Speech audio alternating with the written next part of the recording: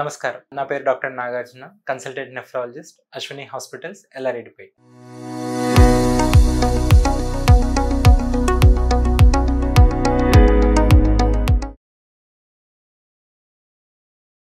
ఈరోజు మనం కిడ్నీ యొక్క పనితీరు, దాని ముఖ్యమైన పనుల గురించి తెలుసుకుందాం. మనందరికీ తెలుసు, కిడ్నీ రక్తాన్ని శుద్ధి చేసి మూత్రం ద్వారా వ్యర్థ పదార్థాలను బయటకు పంపిస్తుంది. బట్ దాంతో పాటు ఇంకా చాలా ముఖ్యమైన పనులన్నీ చేస్తూ ఉంటుంది. ఒకటి, మన శరీరం లోపల ఎలక్ట్రోలైట్స్ అంటే లవణాలను మరియు వాటర్ లెవెల్స్ అంటే నీటి యొక్క బ్యాలెన్స్ ని మెయింటైన్ చేస్తూ ఉంటుంది. అంతేకాకుండా రక్తాన్ని ప్రొడ్యూస్ చేయడంలో, ఎరిథ్రోపాయిటిన్ అనే హార్మోన్ ని ప్రొడ్యూస్ చేయడంలో, ఇంకా వైటమిన్ డి యాక్టివేట్ చేసి కాల్షియం అబ్జార్ప్షన్ ని చేసుకోవడంలో మనకి ఎంతో ఉపయోగపడుతుంది.